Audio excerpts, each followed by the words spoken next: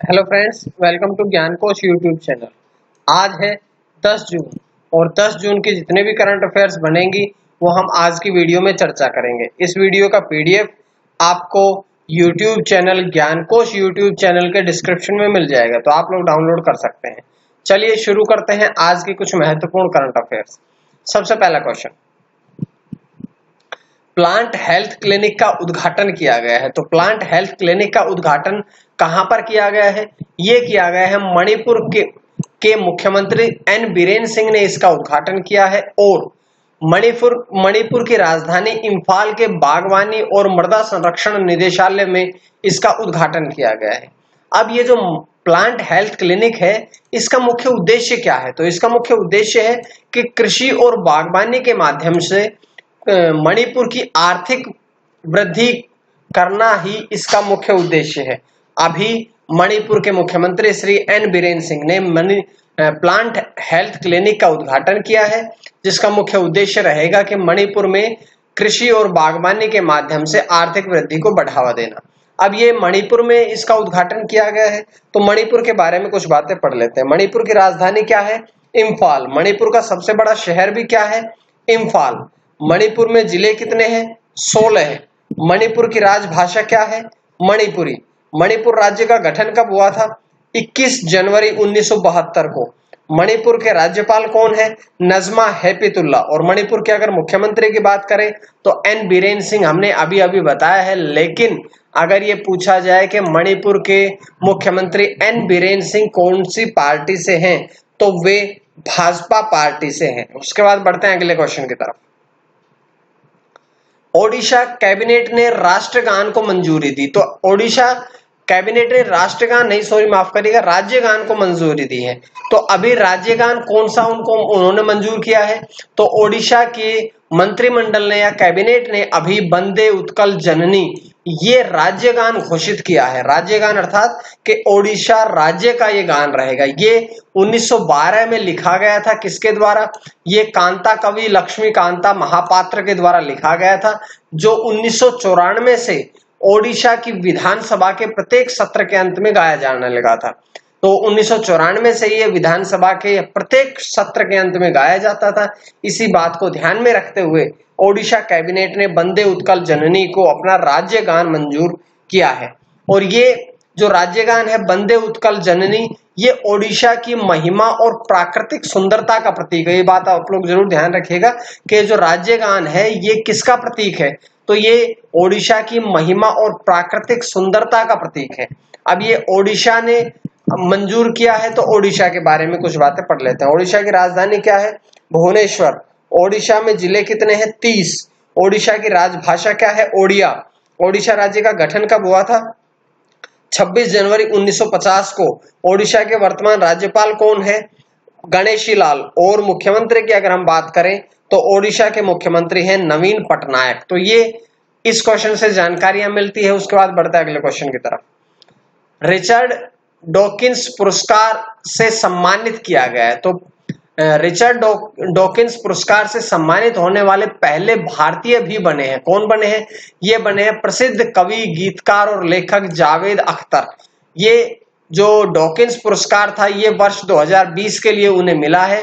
ये थोड़ा सा यहाँ डबल 2 बार लिखा गया है, तो इसे आप लोग नजरअंदाज करके आगे बढ़िएगा कि रिचर्ड डॉकिंस पुरस्कार जो है वो प्रसिद्ध गीतकार, कवि और लेखक जावेद अख्तर को दिया गया है।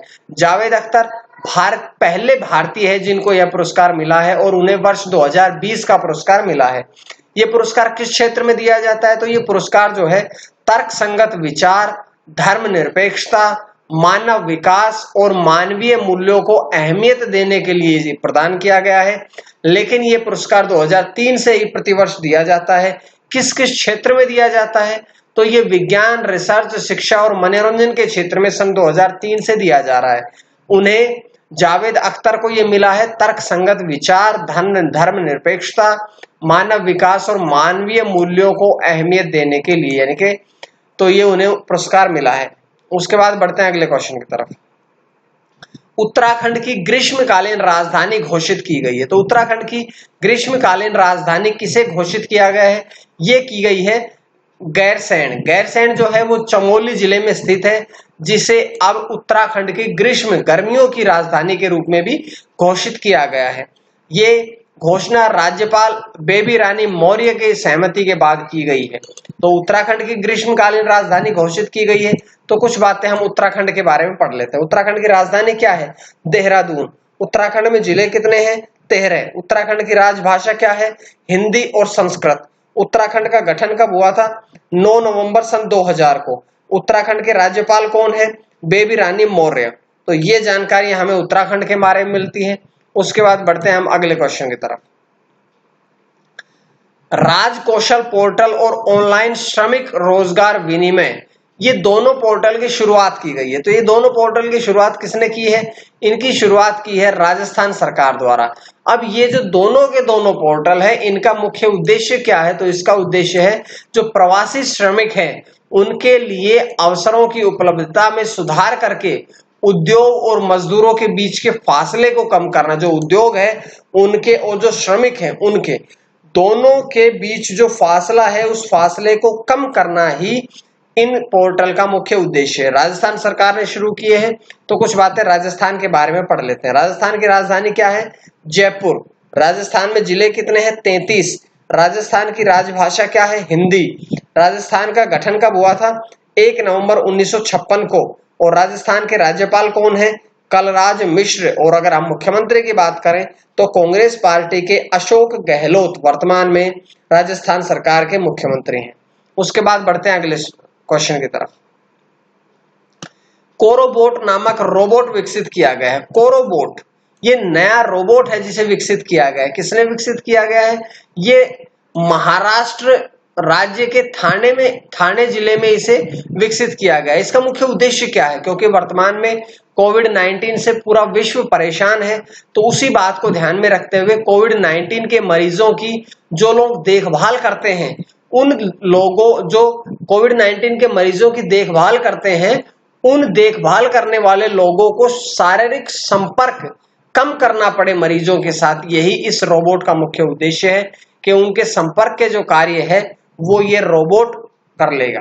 तो ये महाराष्ट्र में इसे विकसित किया गया है, महाराष्ट्र में शुरू किया गया है। तो महाराष्ट्र के बारे में कुछ बातें पढ़ लेते हैं। महाराष्ट्र के गठन कब हुआ था? 1 मई 1960 को। महाराष्ट्र और गुजरात से अलग होकर के अलग अलग राज्य बने थे। तो महाराष्ट्र का गठन हुआ था 1 मई 1960 को। 1 मई को महाराष्ट्र दिवस भी मनाया जाता है। महाराष्ट्र की राजधानी क्या है? मुंबई। और नागपुर जो है वो शीतकालीन राजधानी है। महाराष्ट्र में जिले कितने हैं? 36। महाराष्ट्र के राज्यपाल कौन है? भगत सिंह कोश्यारी।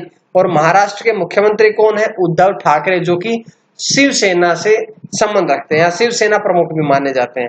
वर्तमान में एक बहुत ही महत्वपूर्ण क्वेश्चन बनता है कि महाराष्ट्र के उप मुख्यमंत्री कौन है? तो अजीत पवार जो है वो महाराष्ट्र के उप मुख्यमंत्री हैं। तो ये जानकारी इस क्वेश्चन से मिलती है। उसके बाद बढ़ते हैं अगले क्वेश्चन की तरफ।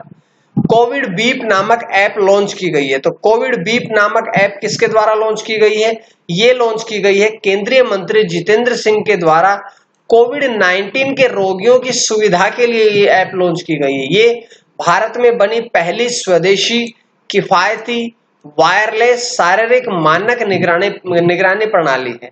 तो अब देखिए कोविड बीप, हमने यहाँ पर एक टर्म पढ़ी है। तो कोविड बीप के बारे में कुछ की फुल फॉर्म पढ़ लीजिए। कोविड बीप की फुल फॉर्म क्या है? Continuous oxygenation and vital information detection biomed ECIL ESIC pod, ये इसकी कोविड बीप की फुल फॉर्म है। तो ये बात आप लोग जरूर ध्यान रखिएगा, दोबारा से इसे पढ़ लीजिएगा, ध्यान से रखिएगा, क्योंकि आजकल ऐसी चीजें भी पूछी जाती है एग्जाम में। उसके बाद आज का अंतिम क्वेश्चन है, तुरंत कस्टम्स का शुभारंभ किया गया है। तो तुरंत कस्टम्स का शुभारंभ किसके द्वारा किया गया है? इसका शुभारंभ किया गया है केंद्रीय अप्रत्यक्ष कर और सीमा शुल्क बोर्ड के द्वारा। इस तुरंत कस्टम्स का शुभारंभ किया गया है। तुरंत कस्टम्स जो है ये ईज ऑफ डूइंग बिजनेस, इसमें सुधार करने के लिए मेगा कार्यक्रम रहेगा। तो ये थी आज की कुछ महत्वपूर्ण करंट अफेयर्स।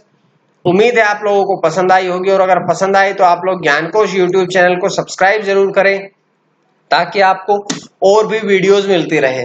इसके डिस्क्रिप्शन में मैं इसका PDF डालता हूं, और आप लोग इसके अतिरिक्त भी कुछ अन्य वीडियोज को पीडीएफ से या डिस्क्रिप्शन से डाउनलोड कर लीजिएगा, देख लीजिएगा, पढ़ लीजिएगा, ताकि आपके ज्ञान में और भी विस्तार हो सके। आज के लिए इतना ही। चैनल को सब्सक्राइब जरूर करें। माँ सरस्वती की कृपा आप सभी पर बनी रहे। आप सभी का बहुत बहुत धन्यवाद।